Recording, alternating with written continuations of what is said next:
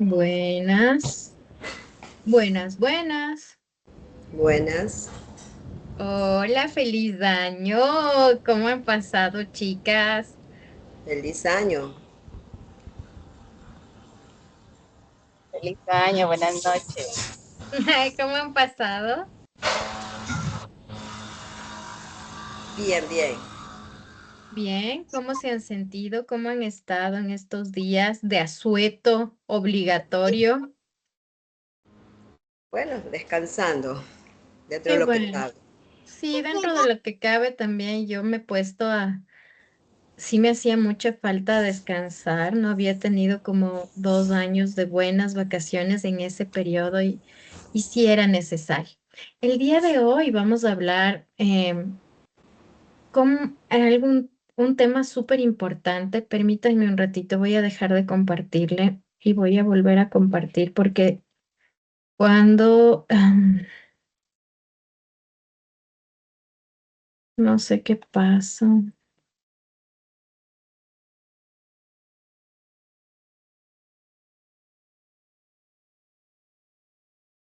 Denme un segundo, Mira, por ya. favor.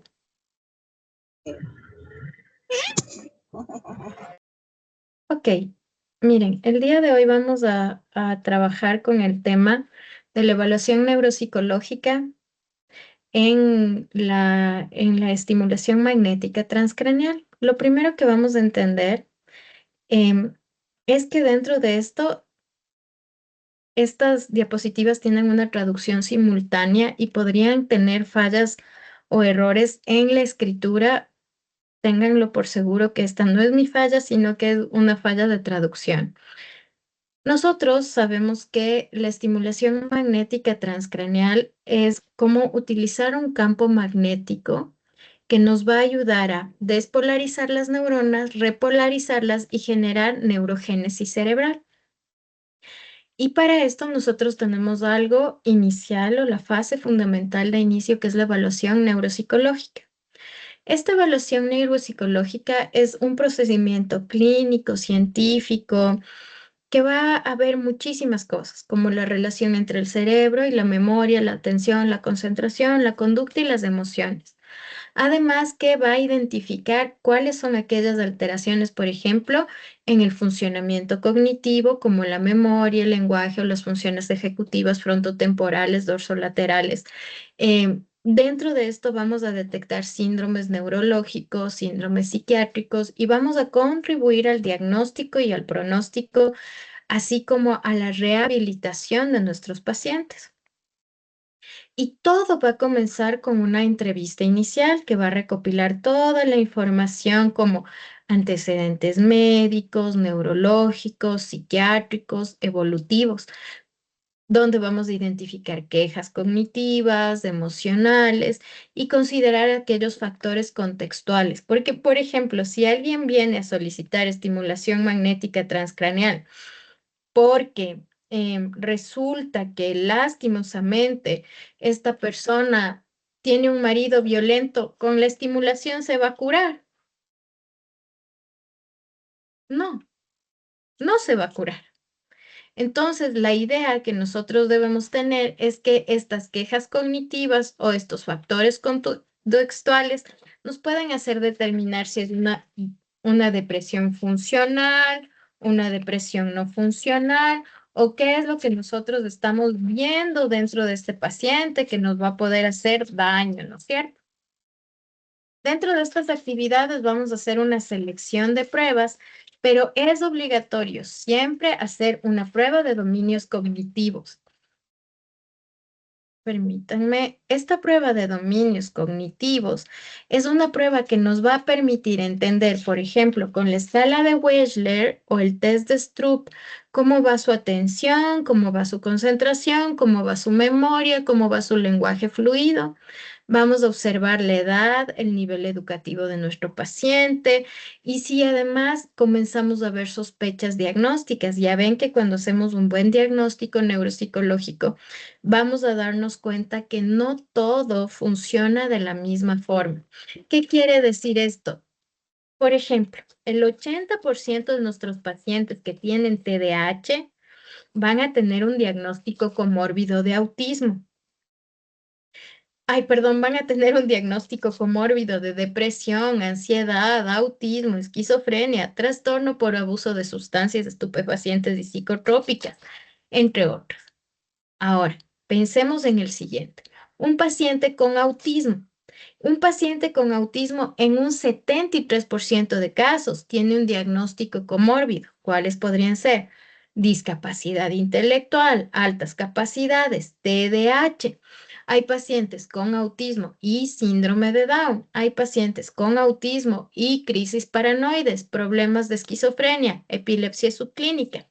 Entonces, dependiendo qué tiene nuestro paciente, entonces vamos a desarrollar el perfil cognitivo de él a través de la selección y la aplicación de aquellas pruebas.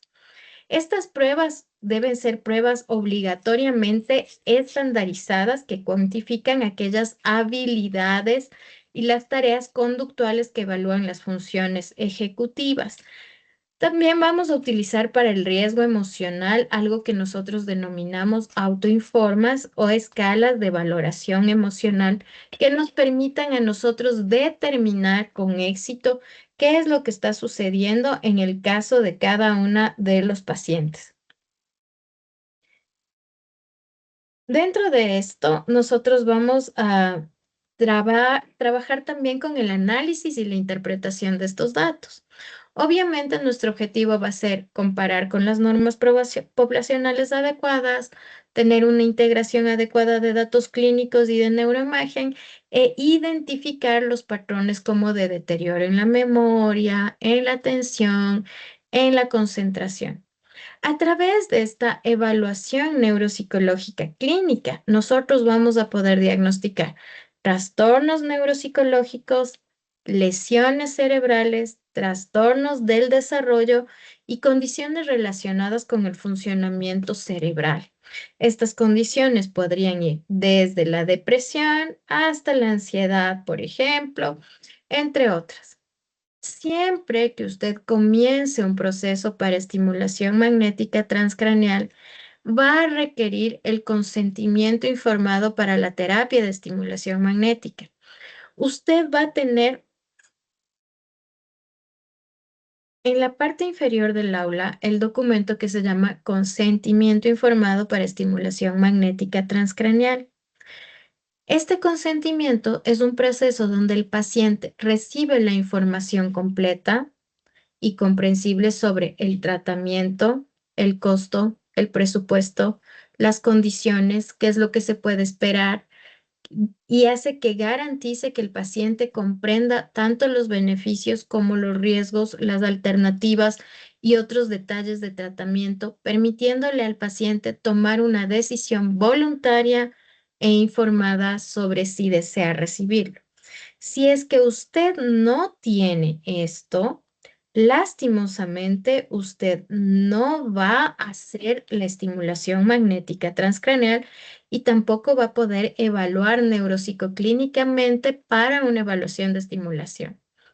Este proceso de consentimiento informado se documenta en base a dos situaciones. El primero, que es un consentimiento para mayores de edad, en donde tenemos los nombres del paciente, los datos de identificación y la firma del paciente.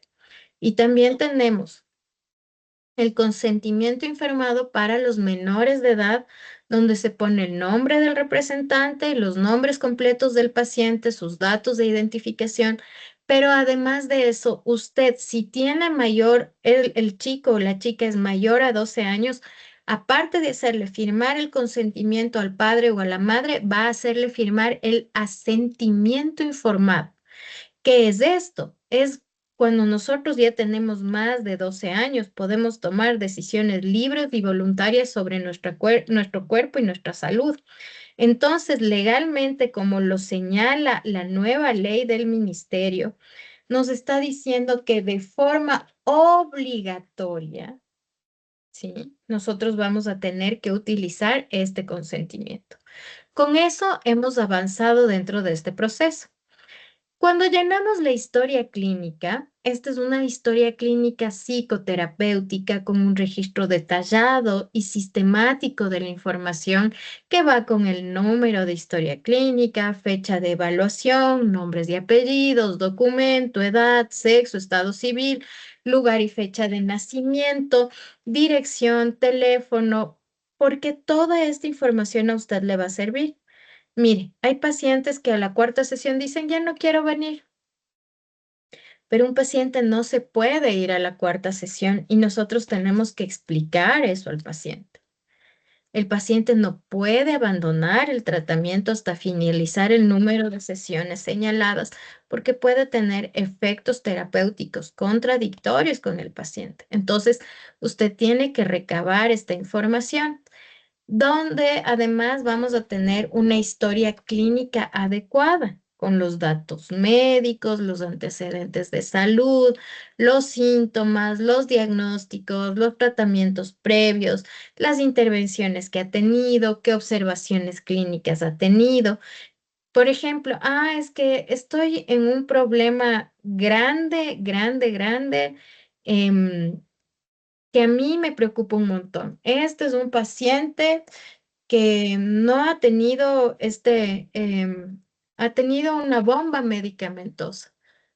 Muy bien. Esa bomba medicamentosa tiene que ser discutida con el psiquiatra.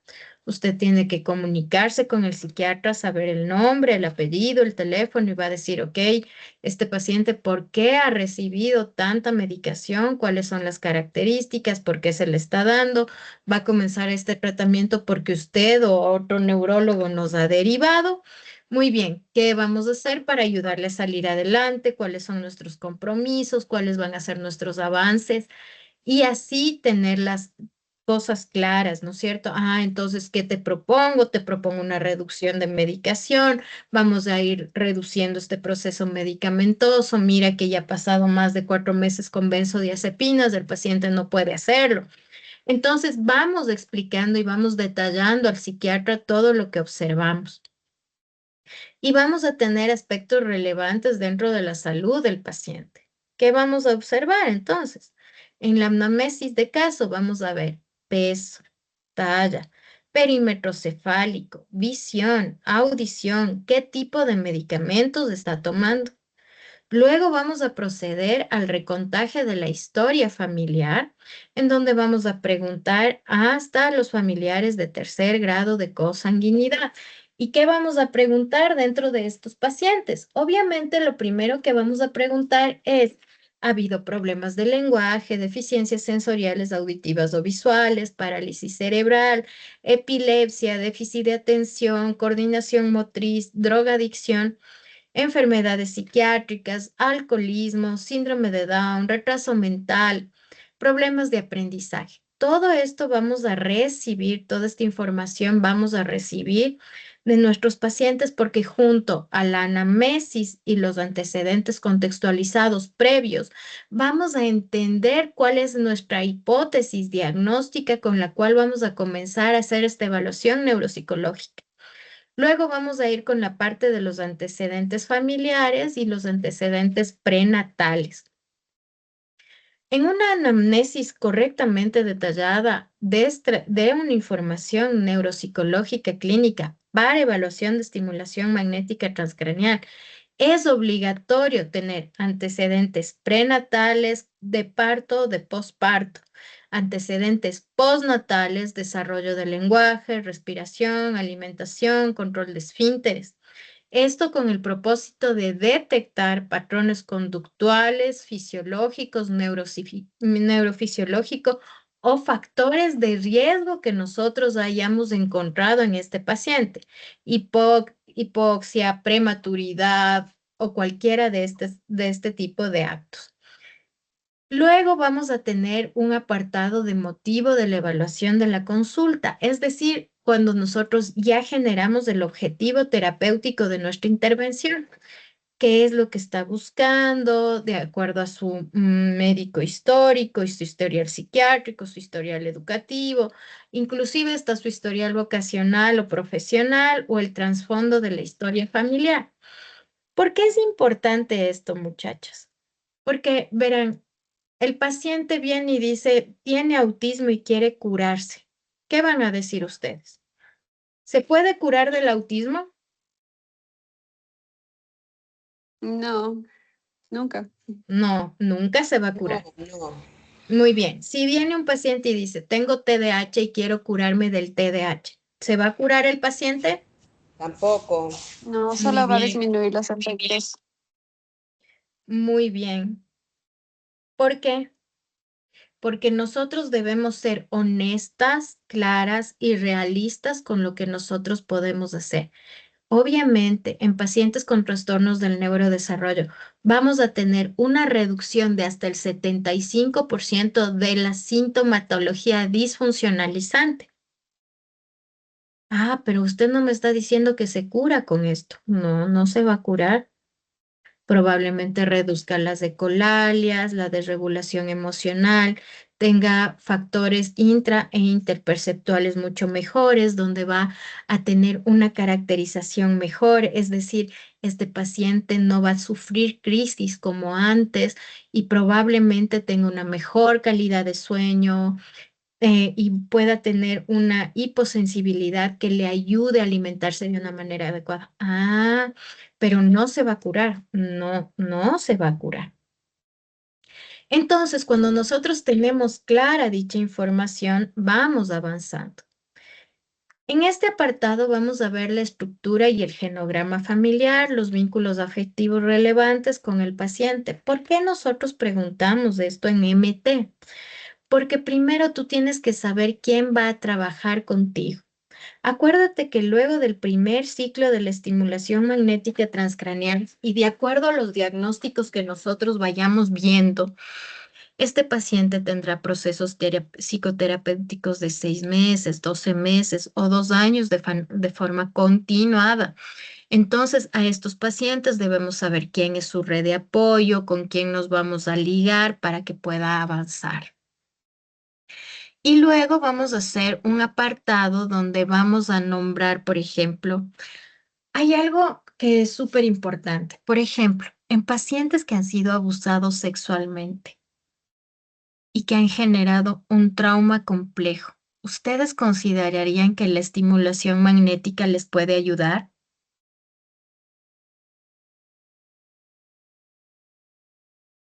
Sí, completamente, sí puede ayudar. Claro, puede ayudar.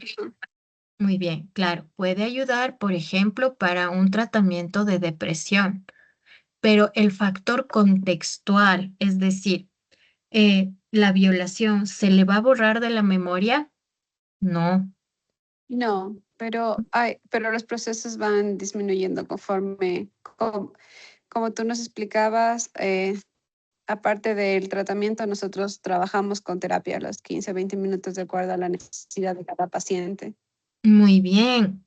Entonces nosotros tenemos que hacer esto, ¿no? Vamos a explicar.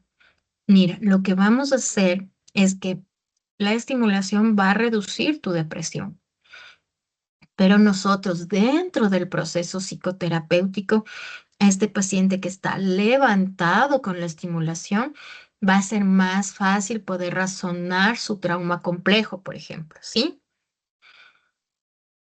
Dentro de esto, vamos a tener dimensiones. Esta parte de las dimensiones son súper importantes porque hacen referencia específicamente a lo que el paciente es antes de recibir la estimulación, comportamentalmente, afectivamente, somáticamente, cognitivamente, dentro de su neurodesarrollo, socialmente. Y te van a hacer como un panorama súper grande de todo lo que observa. Perfecto. Esto que nosotros tenemos, luego lo vamos a comparar después de la estimulación.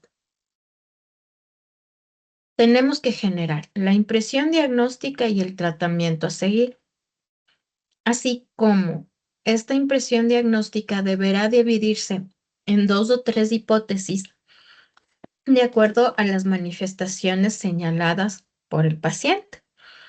Y generaremos la guía de test o evaluaciones o pruebas psicométricas que van a tomarse en cuenta. de cajón en una evaluación de estimulación magnética transcraneal va a ir la escala de Wechsler. Es obligatoria. Y si no, vamos a hacer ENI2, y si no, vamos a hacer Banfe. De una evaluación neuropsicológica sin una prueba neuropsicológica no existe. Podrías utilizar un test un poco más moderno como RIAS y RIS. Podrías utilizar, quizás se me ocurre inclusive utilizar Banfe, cualquier prueba neuropsicológica que nos ayude a sustentar memoria, atención, concentración, sí total, ¿ok? ¿Cuántas Luego, pruebas? generalmente vas a tomar una prueba neuropsicológica, una prueba conductual, una prueba emocional y unas pruebas del estado del ánimo, ¿ok? Tiene mucha validez el RIAS y el RIS. Sí, tiene una alta validez RIAS y RIS para una prueba de coeficiente intelectual. Luego vamos a tener, Ya reemplazar al WISE o al WIT. no, yo creo que la prueba más fuerte dentro de nuestro subsistema es la escala de Wechsler. Si vos quieres marcar una diferencia, pues tomas escala de Wechsler. Ok.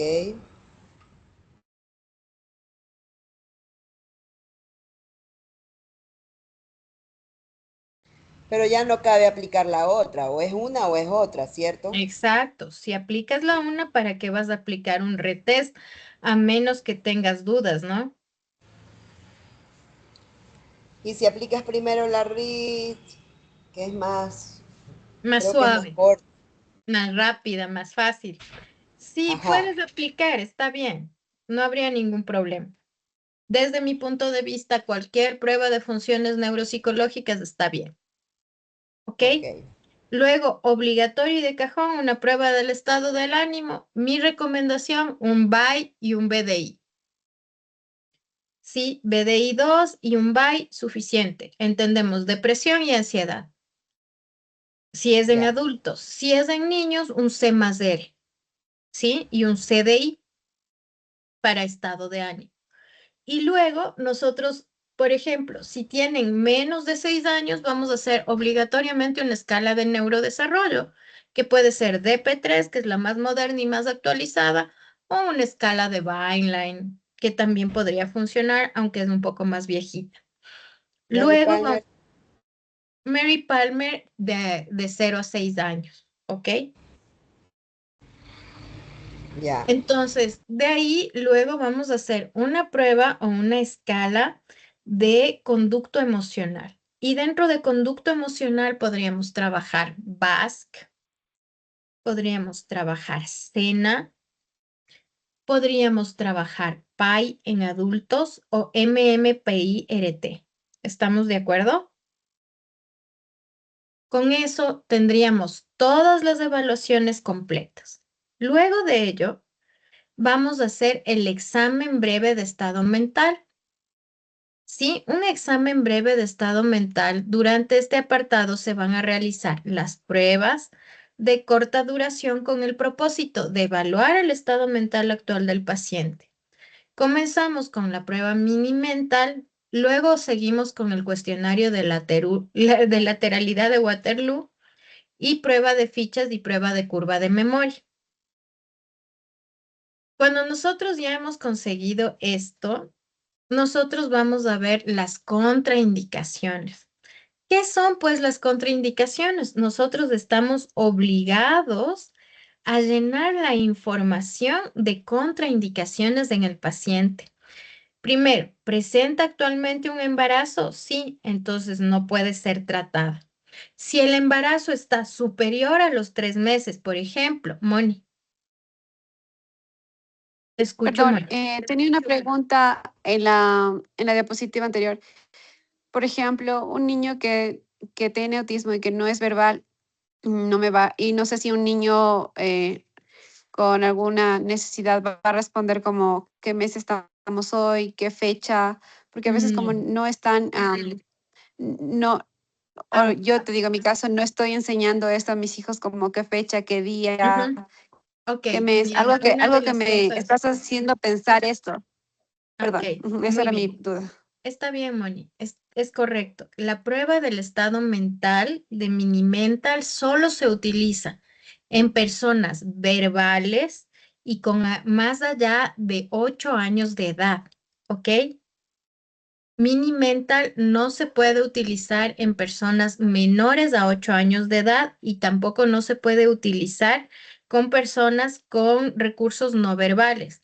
Por ejemplo, si nosotros tenemos un autismo no verbal, nuestra obligación no va a poder ser usar RIAS ni RIS, ni va a ser un Wipsin, ni va a ser una escala de Wechsler, sino va a ser una escala de Wechsler no verbal. ¿Ok? Perfecto, Porque son gracias. Sí, sí, lo que pasa es consideraciones que actualmente diferenciadoras. están haciendo la escala de Wechsler verbal a los niños no verbales porque luego por eso se confunden en un retraso mental. Esa era más Obvio, claro, ese mi es pregunta. un Gracias. grave error. Obvio, es un grave error del neuropsicólogo que va a evaluar, por ejemplo. Estas condiciones son completamente diferentes y cuando nosotros tenemos un autismo no verbal, la evaluación única neuropsicológica con la que comenzamos todo este proceso es la escala de Wechsler no verbal. ¿Estamos de acuerdo? Listo. Vamos a continuar con las contraindicaciones. En el caso de contraindicaciones, vamos a comenzar primero. Presenta actualmente un embarazo. Si el embarazo es hasta los 3 meses de gestación, no puede hacerse estimulación. Pero si pasa los 5 meses de gestación y tiene riesgo psiquiátrico, ¿qué sería un riesgo psiquiátrico? Es que es una paciente bipolar que en este momento, por su gestación, no está tomando la medicación y ha entrado en un episodio maníaco, ella puede utilizar la estimulación magnética transcranial, ¿ok? Analizando riesgo-beneficio. ¿Presenta actualmente alguna enfermedad primaria severa como hepática, renal o hematopoyética que hace referencia a que si presenta una enfermedad crónica como el cáncer? Punto. Sí, no, ¿cuál? Lleva un marcapasos o algún dispositivo o metales implantados como implante coclear, bomba incorporada, válvula metálica artificial del corazón, cuerpo extraño metálico intraocular, audífono, esquirlas de bala, no. El paciente tiene tendencias a presentar fiebres altas con convulsión, ¿sí o no? El paciente tiende a presentar grandes cantidades de hemorragia o tiene tendencia a presentarlas. El paciente presenta o presentó hemorragia cerebral aguda en los últimos 6 meses. El paciente presenta tumores malignos o cáncer. El paciente presenta sensibilidad o no puede soportar los campos magnéticos. No. Entonces, a esto vamos a responder con cada uno de nuestros pacientes. ¿Qué pasa en este momento, chicos? Esta es el cierre de nuestra evaluación. Nosotros hemos hecho. Y si ya pasó el tema del cáncer, ya de mama, ya No, lo operaron, no ya está puede, bien, ya no pasa. puede, no puede. No se puede. Así haya No, pasado 5 años. así haya pasado 5 años. Mira, a mí me encantaría hacerme estimulación magnética transcranial, porque luego del cáncer yo he tenido una ansiedad brutal, ¿sí? Pero yo no puedo. Yo ya Wow. pasé mis 5 años de cáncer, pero yo no puedo hacerme esto porque hace neurogénesis. Entonces va a Ok. despertar las neuronas, pero también las células. Y si yo tengo una célula cancerígena dormida, ¿qué hago? La despiertas. La despierto. Entonces no puedo. Y operados de cataratas con los lentes intraoculares. Si tienes un objeto metálico intraocular, no puedes. Pero si No, pues esos tienes no son un lente, metálicos. ajá, ese no es metálico. Si es un lente, sí puedes. Ok. Ujú. Muy bien. Cuando nosotros hacemos esta prueba, también vamos a hacer una prueba de curva de memoria. ¿Saben la prueba de curva de memoria? Se le presenta 15 palabras, luego se le vuelve a decir las mismas 15 y luego se le vuelve a decir las mismas 15, tratando de identificar cómo se encuentra dentro de su proceso de cognición y de memoria, ¿ok? Por ejemplo, en el caso de las personas no verbales, nosotros no vamos a utilizar una lista de palabras que esta persona debe repetir, sino que le vamos a enseñar una lámina de imágenes y luego se le va a presentar esas mismas imágenes para que él pueda seleccionar lo que vio, de tal forma que cumple la misma escala de memoria. Se puede tomar uno de los ítems de Banfe o de Ajá, o de la una de esas escala de pruebas Wechsler que no tienen para verbal. escala de la memoria, precisamente. Claro, exacto, se puede tomar, pero aquí ya está diseñada. Cuando tú veas en tu aula, tienes ahí el diseño donde ya está creada con palabras que nosotros podemos comprender y reconocer. Esto ya está en el aula virtual. Sí, esto ya está en el aula virtual. Ah, ok. Ok, chicas, después de esta clase, nosotros en la siguiente clase vamos a explicar el modelo metodológico de la intervención clínica, ¿ok? ¿Qué quiere decir cuando encontramos un diagnóstico comórbido? ¿Cuánto vamos a aumentar en ese paciente, los minutos, las horas? ¿Qué va a pasar? ¿Cuál debería ser nuestro registro programático? Y la siguiente clase, después de esa, que es la última clase que nosotros tenemos, es una clase donde vamos a hablar en cambio de la parte de cómo ofrecer este servicio a los padres de familia o a las personas que van a asistir dentro de nuestro servicio. Luego de esto, ustedes van a tener un mes más para terminar toda su aula virtual y presentar su prueba final. Y luego de la prueba final van a tener el análisis de su caso, que es decir, la aplicación de su proceso. Recuerden que no se puede demorar más de ese tiempo porque ustedes entraron en un tiempo determinado y debemos terminar en un tiempo determinado. Así que vaya haciendo sus cuestionarios, presentando sus tareas, cumpliendo sus activaciones, porque sin eso no va a poder continuar al siguiente paso. Es un compromiso que ustedes tienen que hacerlo conmigo para que puedan salir adelante. ¿Estamos de acuerdo? Esto Perito. ya Sí, termina todo. ¿Qué mes? En 3 semanas termina, aquí está el laberito, en 3 semanas termina todo. Luego tienen un mes para hacer su estudio de caso y para rendir su prueba final. Y luego de esto ustedes se gradúan. Entonces, probablemente Fernanda ya se comunique con ustedes y les dé el cronograma de activación. Si alguna de ustedes todavía no ha hecho la atención del servicio presencial, este es el momento de comenzar a cuadrar qué fechas vengo, cómo voy a trabajar, qué paciente me vas a asignar, porque si no, no te vas a graduar y vas a perder todo este dinero, ¿ok? Ok. Berito, entonces lo que estás diciendo que debemos tener horarios para ir al lugar donde tú Ujú. trabajas. Así es, Ok, correcto.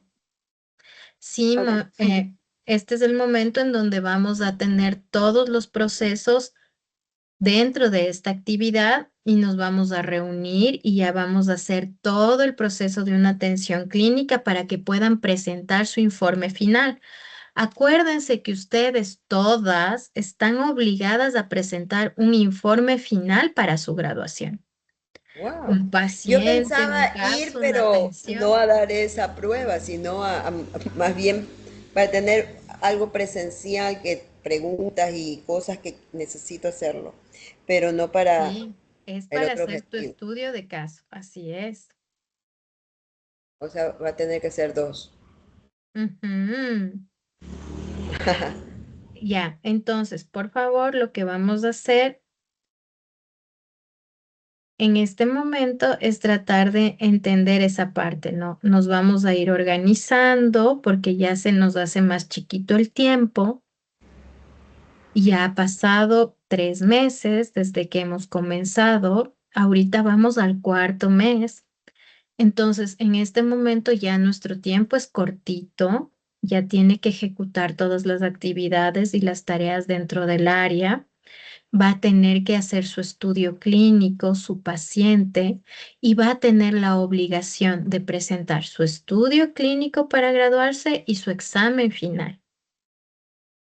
Entonces, póngase muy pilas porque usted tiene en cada semana cuestionarios y actividades para desarrollar que le van a ayudar a mejorar la comprensión. Pero luego se les va a activar en 3 semanas un cuestionario final para que usted repase su prueba. ¿Qué quiere decir esto? Usted tiene 3 oportunidades para dar la prueba, pero todas tienen costo. La primera es gratuita, ni tan gratuita, no es la que usted pagó. La segunda tiene un costo de $286 por multa y la tercera tiene un costo de $640, su tercera oportunidad de graduarse. No espere 2 o 3 veces, prepárese ahora para que dé un buen examen. El examen es difícil, el examen es complicado y el examen da con una cámara adelante, una cámara atrás, a los lados, con una supervisión súper fuerte, con un team building. Entonces usted tiene que estar pilísimas en esto. ¿Estamos de acuerdo? Ya. Benito, ¿hay la posibilidad de tener antes las preguntas como para ir repasando desde ahorita? No, no, porque les abren cuando nosotros decimos se finalizó la clase y ellos abren esta plataforma solo para ustedes. ¿Y ahí cuánto tiempo queda?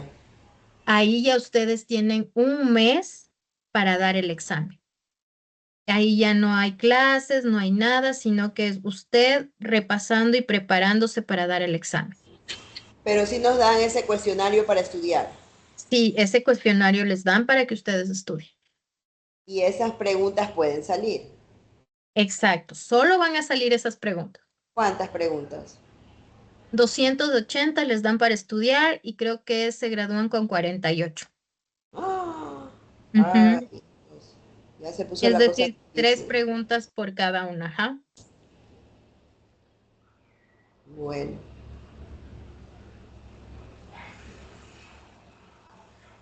¿Ok? Benito, entonces seguimos como la última vez que nos explicaste que íbamos a dar el examen desde nuestras ciudades. Sí, ustedes dan, pero dan con un team building. Cuidado, ¿no? No, no, sí, sí. No, Ujú, solo es que es con el tiempo, mi tiempo ujú. programado nada más, pero entiendo que voy a tener que buscar un espacio para poder Sí, van a concentrarme tener, en eso. exacto, van a tener que buscar un espacio, Ujú. van a tener que buscar un lugar, porque esa fecha no ustedes no la dan, sino que es una fecha que la determinan para todos, punto. Ujú. ¿Alguna otra pregunta, chicas? Berito, Moni. me quedé pensando de No, yo que estoy bien, ojalá no sea gracias. tan difícil. Ojalá no sea tan difícil, no es tan difícil, creo yo, Y el es informe que adecuado. dices consta de todas esas partes, de todo el informe clínico con todas los tests. En el análisis de caso, ya vamos a hablar eso en la última sesión. Ustedes van a presentar su paciente, su historia clínica, la evaluación neuropsicológica realizada, el protocolo de estimulación magnética para este paciente y los resultados obtenidos con el paciente. Pero el protocolo todavía, o Eso es sea, lo que vamos a hacer en la siguiente sesión. ah, ya. Ujú. ¿Ya? Bueno, Listo, chicas, que les vaya bonito. Un besito y un abrazo. Chao, chao. Buenas chao, noches. Hasta luego. gracias. Chao.